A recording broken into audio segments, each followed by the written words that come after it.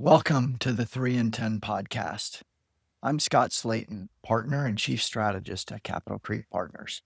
In each episode, I'll give my brief perspective on 3 things we think market participants need to know this week, and we get it all done in 10 minutes or less. For additional resources and analysis, please visit our website at capitalcreek.com.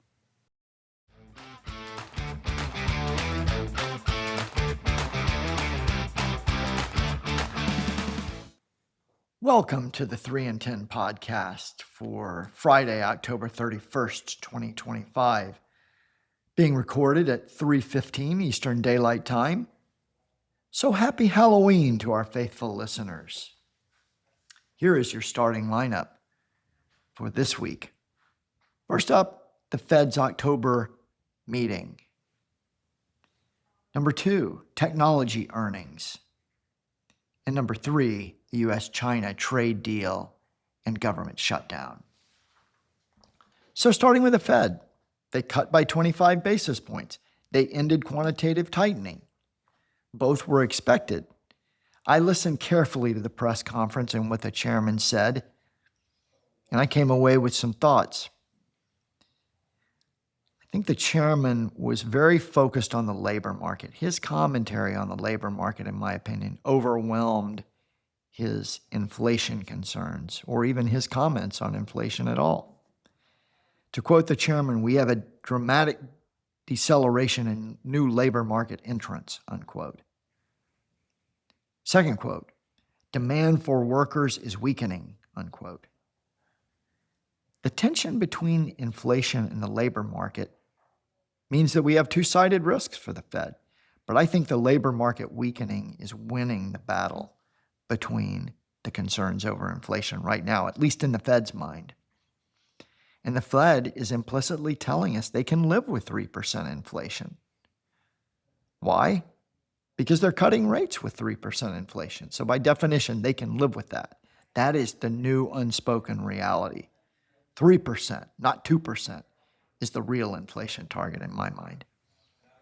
Strongly differing views was another quote from the chairman about the December meeting, and that we're not on a preset course for cutting in December. And I think that was the chairman's way of trying to brush back the Fed funds market, which was pricing a 92% probability of cutting at that meeting. When we entered the meeting on the 28th, today, the markets have pushed it all the way back to 62% probability of Fed cutting. But I do think the Fed will cut on December 10th for the following reasons. The shutdown is creating opacity for them. They're not getting the data feeds that they need. And this is a data-driven Fed. Whether they should be focused so much on backward-looking data is another question, but they are focused on it. It's a security blanket for them, and they do not have it. The labor market is clearly weakening. Number 3, there are credit fears in the market, and some of the fears are legitimate. And when the Fed starts to get concerned about credit, they cut rates. They know that credit is the lifeblood of the economy. And of course, the Fed's independence. It's easier to maintain your independence when you're cutting. The administration has been conspicuously quiet since the Fed has been cutting in recent meetings. So ending QT sends a bullish liquidity signal, in my opinion. And let's remember that the Fed thinks that 3% is a neutral Fed funds rate. That means they've still got 90 to 100 basis points to cut just to get back to neutral. So there are 4 more cuts coming in this cycle, in my opinion. And therefore, risk assets are supported through year-end 2025 and into 2026 by a dovish Fed. Now on to tech earnings. Meta, Microsoft, Apple, and Amazon all reported earnings. I dug into these earnings. I listened to the calls. And of course, I looked at the reaction by the equities. And there was no uniform reaction. Meta was down sharply, double digits. Amazon was up sharply, double digits. Apple was muted after running hard into the quarter. And Microsoft down a little bit on a pretty solid earnings report. So what I've noticed is that AI spend is just table stakes for these giant tech companies, the hyperscalers. They were getting paid in prior years for participating in the theme. Now the markets have shifted to wanting to see how are they going to monetize all this CapEx? What kind of return on invested equity or return on invested capital can they produce with these billions and billions of dollars of CapEx spending on AI? So growth in these quarters I thought was healthy, but rising CapEx costs are drawing increasing investor scrutiny. We're moving from what I would call a pure growth phase to a growth with discipline phase. And the dichotomy between Meta and Amazon, I think put this into stark relief. Meta talked about massive CapEx spending that scared the market, and they got punished for it. Their stock went down hard. Amazon produced a great quarter in Amazon Web Services and disciplined spending on infrastructure CapEx. Their stock was rewarded for it and went up double digits. So Meta is now down over 18% from the August highs. I remember a couple of years ago, Jim Breyer at our fall investment conference said, you've got to buy these hyperscalers when they get down 20% plus. And Meta is on the doorstep of that right now. And what I admire about Mark Zuckerberg is he listens to the message from the market.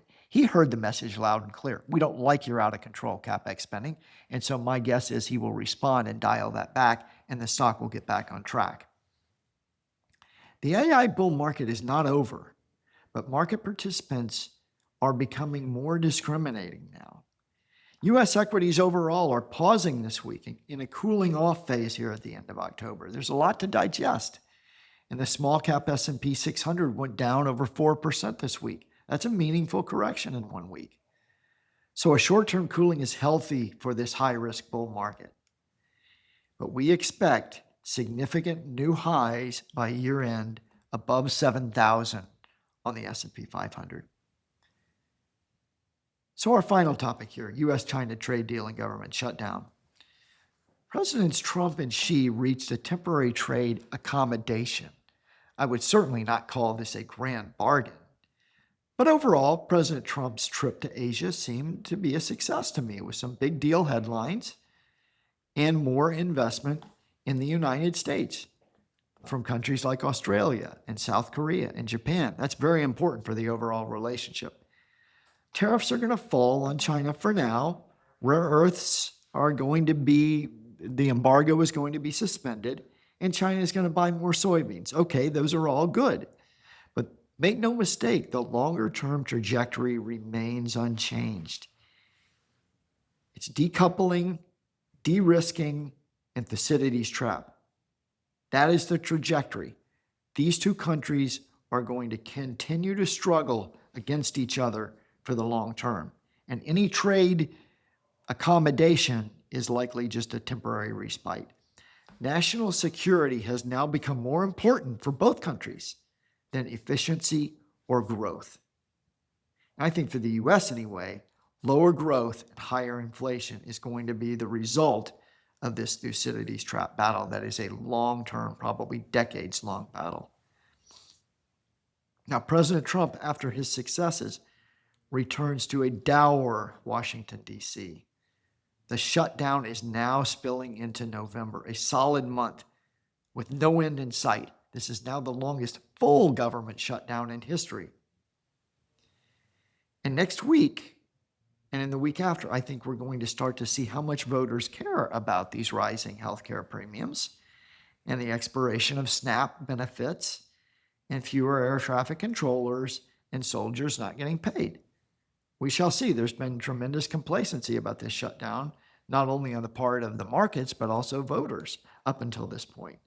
But we are starting to sense a growing shutdown fatigue on both sides, and certainly in the minds of the public.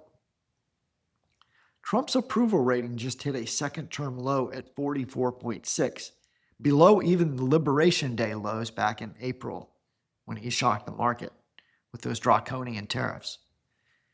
Democrats are also fraying at the edges over their line in the sand on healthcare subsidies.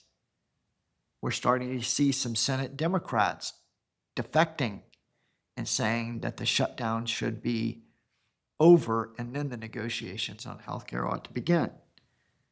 I sense a deal to reopen by mid-November. I do not think we're going all the way to Thanksgiving. And I certainly don't think we're going to take this shutdown into December. Pressure is growing on both sides to get a deal done. And I do think a deal is going to get done by mid-November. Remember, nobody wins. Really, nobody wins in a government shutdown. So do the work, endure the pain of gain, and have investment courage.